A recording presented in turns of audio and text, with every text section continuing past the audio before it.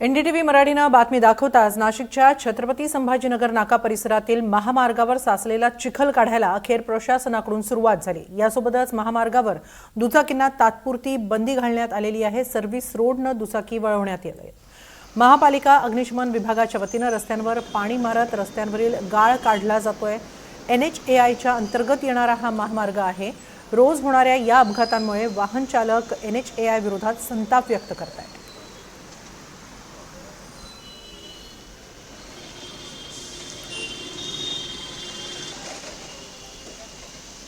2 तासांमध्ये याच मार्गावर 12 दुचाकींचे अपघात झाले। सर्व दुचाकी अपघात हे केवळ चिखलावरून घसरल्यामुळे झाले। हीच बातमी एनडीटीव्ही मराठीनं दाखवली आणि आता एनडीटीव्ही मराठीच्या बातमीची दखल घेऊन अखेर महानगरपालिकेच्या अग्निशमन विभागाकडून इकडचा गाळ काढण्याचा प्रयत्न सुरू करण्यात आलेला आहे। पाण्याचा फवारा मारून हा गाळ काढला जातो आहे।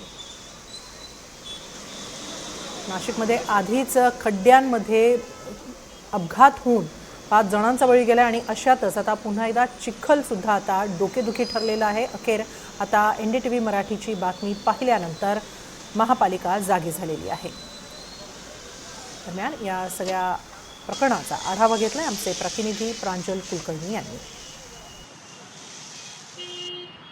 नाशिकमधील रस्ते निसटते झालेत, अपघात झालेत। दरम्यान ही बातमी दाखवतात आता आपण जर बघितलं तर महापालिकेचं अग्निशमनचं पथक इथे दाखल झालेलं आहे। रस्ते जे चिखलमय झालेले आहेत त्या रस्त्यांवरील चिखल हा बाजूला काढण्याचं काम सध्या तर केलं जात आहे। पाण्याचे फवारे जे आहेत ते प्रेशरने मारले हे जात आहेत। एकंदरीतच बघितलं तर हे खरंच म्हणजे हा जो महामार्ग आहे तो नॅशनल हायवे आहे, मात्र नागरिकांना का त्याचा त्रास होतोय म्हणजे नक्की महापालिकेचे रस्ते आहेत, कोणाची ही जबाबदारी आहे हे करता याच्याशी नागरिकांना देणं घेणे। मात्र जो काही त्रास होतोय त्या त्रासातून मुक्त व्हावे अशी त्यांची अपेक्षा आहे। समोर आपण जर बघितलं तर दुचाकींचे जवळपास जे प्रत्यक्षदर्शी नागरिक सांगतायत गेल्या 2 तासामध्ये जवळपास इथे 13 ते 14 अपघात झालेले आहेत। वाहनं ही स्लिप झालेले आहेत। जे जखमी नागरिक आहेत त्यांना जे स्थानिक इथले जवळचे जे खाजगी रुग्णालय आहेत तिथे त्यांना दाखल करण्यात आलेले आहेत। आणि समोर जर बघितलं तर दुचाकींसाठी हा रस्ता जो आहे तो आता बंद करण्यात आलेला आहे। दुचाकींना सर्व्हिस रोडने खर्च वळवण्यात आलेला आहे। फक्त 4 व्हीलर जे आहे ते सोडल्या जात आहेत। समोरील ही जर दृश्य जर आपण बघितली तर